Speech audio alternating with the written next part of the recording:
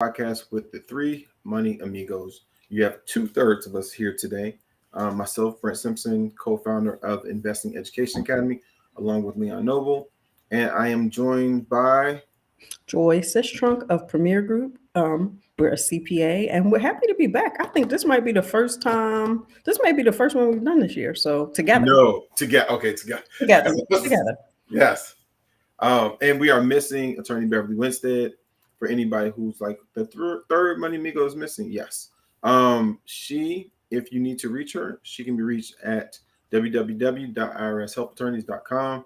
If you need to schedule an appointment, it's tax season, you're trying to get yourself together. If you have any tax litigation issues, any issues with the IRS, she is absolutely the person, and actually I should say the firm to call if you have needs. So we're going to dive right in today. We're talking about beneficial ownership information, BOI. Some of you all are like, okay, I'm about to stop this podcast because I don't know what it is. Don't do it. If you don't know what BOI is, you need to listen to this podcast. If you own a company, if you are a part owner in the company, you need to listen to this entire podcast. There is something new that has been instituted by our beautiful government, and it could affect you. It could affect you in a way that could be negative if you don't pay attention to it, but it's just another thing to keep track of. And our goal as the Three Money Amigos is to make sure our listeners stay on track with what they need to do. So, what is BOI? Right. You want to jump in? It is actually the beneficial ownership information, or BOI. It was passed in 2021 as a part of the Corporate Transparency Act in Congress. And so they passed it. What does this mean for you? They want to identify every individual who directly or indirectly owns or controls a company. So that impacts almost all business owners of a certain size. And we'll get into kind of some of the exemptions. But overall, that is what BOI is. And whether you realize it or not, if you got a PPP loan, I know that sounds like a thing of the past because that's 3 years ago at this point, you actually filled out a form for beneficial ownership at that time. You just didn't realize it because we were just all willing to almost sign our life away to get the loan and the money. But you actually had to fill out a form where you and the percentage of the company you own because they wanted to know who was responsible for this loan. So you've already done it before. You just didn't know it. Yeah, and when she talked about signing your life over, it's very real. Because again, you all have heard my story before. Joy and Beverly called me, and I didn't completely know what PPP was or what it was for, and they educated me through the process, and I did complete that form. And now I'm looking back and even having a conversation about BOI. It's like, well, another form I have to fill out. Big deal. Why does it matter? It matters because if you neglect to fill out this form, it does come with a penalty. Many things that if not rules or obligations met by the IRS, U.S. Department of Treasury, if they're not met, there's penalties. This is another one. So you need to make sure you understand what it is. This is another one. Yeah, and then how to go about filling out the form, getting the form to fill it out. And so I think we'll try to go as close in order as possible. Number one, who needs to complete this form? Oh, all right. So when we're talking about who needs to complete, so anyone. No, go ahead, because I think I might have a delay. Okay. So anybody who has 25% ownership or more in a company. Now, some of you all may be thinking, oh, well, I loaned somebody some money one time. Does that count? No, not unless you have ownership in the company. Some of you all might be thinking, oh, well, you know what? I gave somebody some money and their company has grown since then. Did you give it to them or did you buy equity into the company? If you gave it to them, that was a gift to them, so it doesn't count. If you bought equity into the company that is now grown, yes, it does count. And there is a time limit on how long you have to figure out, how much percentage you have so you can file your BOI information. Now, how do you figure it out? You can either call, if it's a big enough company at this point, they have an investor relations department. They can tell you your ownership. If you bought into a company that is a small company and essentially they do all of their accounting management themselves, I would say call their accountant. Do not. So let me give some qualifying statements. You have to, so it's for small corporation and LLCs because that's really the target. Because corporate, so big companies like, let's just say Johnson and Johnson, they have a lot of transparency in their process. This actually impacts smaller companies. You either have to be 20 or fewer full-time employees or have 5 million or less in gross receipts. So it is for a very specific small group. They're trying to capture the transparency for that group of people that they don't usually know who owns those LLCs. So this is for the people that are in a way not trying to hide their identity, but try to mask it. We'll call it masking. Or they just don't want the government to know. So if you have 20 or fewer full-time employees, or you have $5 million or less in revenue, this reporting requirement is for you. And Joy, real quick, just to bring some clarity to that, when you say the $5 million in revenue, we're talking about the company, not your portion Right. of the company. And it should be reflected on your last tax return. So right now, we're filing 2023 tax returns. If your tax return in 2023 reflects less than $5 million, then you are subject to the BOI reporting requirement. Yep. So then the next question is, well, what if they don't know? Maybe you're in between that cycle where you gave them the money, the company's just getting started. Like you gave them the money in November. So you don't. It doesn't matter. If you Yes. owned any part of the company as of December 31st, 2023, that is 25% or more, and that company has 20 or fewer less employees and is $5 million or less, you are a beneficial owner, and someone for the company needs to do the reporting. So let's say you own 25% and someone else owns 75%. You need to be talking to the person that owns the 75%, making sure that they're doing the reporting, because if not, you will both be penalized for that. Oh, so you're penalized if the other component, people don't report as well. Yes, because this is for the business. The Okay. business is reporting this, not you as an individual. So if you and I owned a company 50-50, only one of us needs to do the BOI report. But Okay. when we do, we're going to put your name and my name because they're going to want your percentage. They need to know exactly who owns the company. Oh, this is actually a great. I didn't know that. So I'm learning something too. So if let's say I'm an investor and I took 30% ownership in a company, and they're doing their BOI reporting, do I need to sign off or anything, or do they just send They're me an going to email call saying you. that? They're going to call you and get your information. Okay, but we don't sign as You just don't owners. sign. Okay, so that's important to know because some people may think, well, I didn't sign anything, so they must not have reported. Right. They may have all your information because a lot of times they do. They take all that information at the time you become a partner, or And it's on the tax return. It's actually on the tax return. Only one partner signs the tax return. So that same person is probably usually the managing partner to do the BOI. All right. So you heard it here.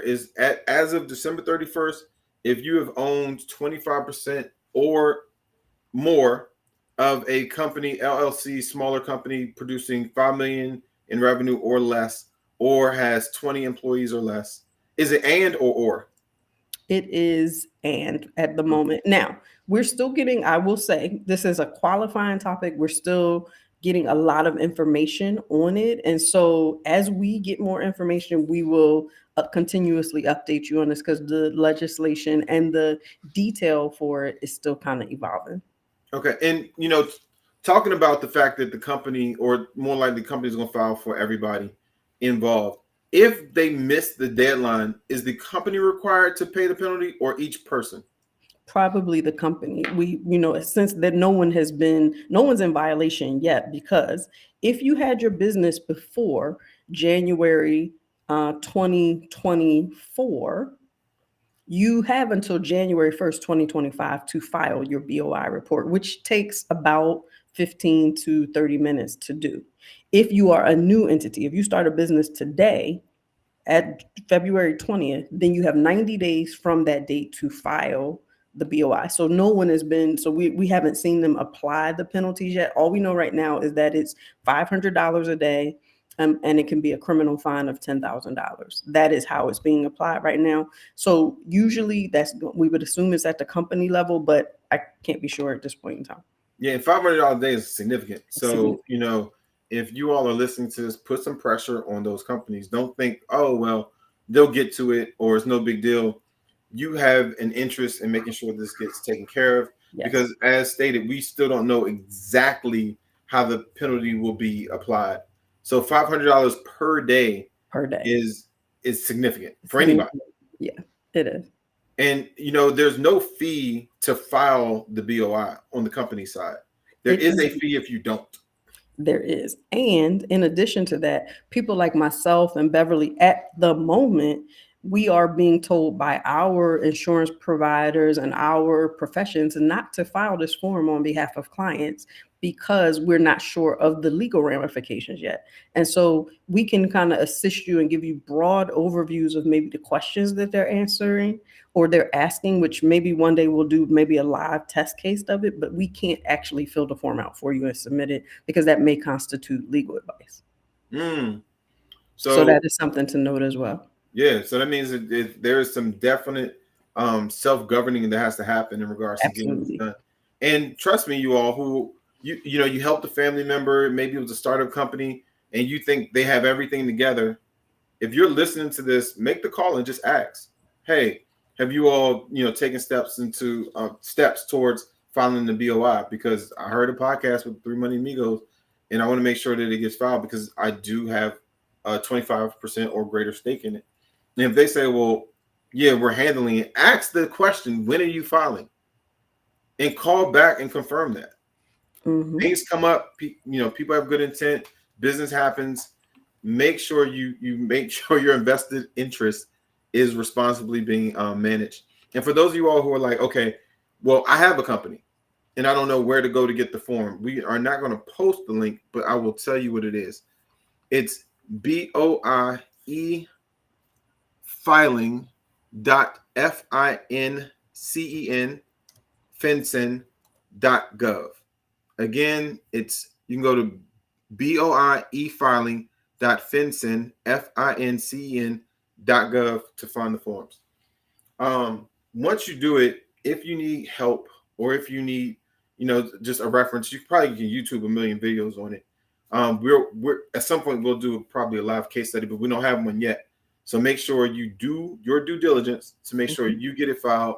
And if you are finding that form to present to your family member who you helped start a company, or you just want to send it just as good reference to a good measure to whoever it is you own a part of the company to, do it.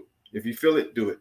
Now, Joy, for anybody who's in a space where it's all taken care of, how is this like a one-time filing and it's done, or is it every year? This is every year. It looks like it's going to be an annual filing at this time. And essentially what they're trying to do is make sure that all those people who slip through the cracks don't slip through the cracks anymore. That's exactly what we've been talking about it for the last 2 years that they've hired more IRS agents there. And this doesn't mean that you're going to be under audit, but they just want more transparency. They want to know who owns what, so that when they do come to talk to you, they already have your records kind of together and know what they should be expecting on your tax return and in other places. Yeah. So everybody, we hope this information lands well, that you use it. There's more to read about it. You can go to FinCEN.gov. Again, FINCEN.gov/BOI if you want to find more information out about it, or just type that into Google. I'm sure it'll pop up. But please don't ignore it. Don't sweep it under the rug. Don't think, oh, well, they'll take care of it. It's so new that honestly, a small business may accidentally forget to pay attention. Right. So if you have the ability to remind a friend, send this video to somebody. I foresee this being one of those U.S. Treasury Department forms that just gets forgotten about by accident. Right. Please, if you're listening to this, take the BOI very seriously. You can go to FinCEN.gov/BOI to look up more information about it. If you want to find one of the Three Money Amigos, Joy, how can they find you? Although you cannot fill out the form for them, but how can they find you? Sure. They can reach me at 301-577-6444 or on our website, www.pgs-cpa.com. Yeah. And for anybody who's looking for myself, you can go to IEAmembers.com. Again, IEAmembers.com. My name is Brent Simpson. I am the co-founder of Investing Education Academy, along with Leon Noble. And because we have an LLC with 50% ownership and we make under 5 million, we are subject to this form. So we have to fill it out as well. So we're not just talking about these things. These are things that we have to do as business owners too. So again, if you're in the space, you're thinking, oh, they just talk about these things. They don't really deal with it. We do. And so for anybody who's looking for Attorney Beverly Winstead, you can go to www.irshelpattorneys.com, contact her. I don't know if because she is a lawyer that she has more leniency on helping. Maybe, but again, that would be, I think, is each lawyer's discretion. We're being told not to do it yet, though. So yeah, and so again, approach this with a very strong sense of self-responsibility. And I think that's the goal for today is, as it relates to BOI, be self-responsible, get the form filled out. You can always contact the IRS if you need assistance. Be patient. It might take a while, but if you need some assistance, you can also go to YouTube and search. Everybody, we thank you for giving us your time, and we will see you soon with another interesting podcast for our listeners. Have a great day. have a great day.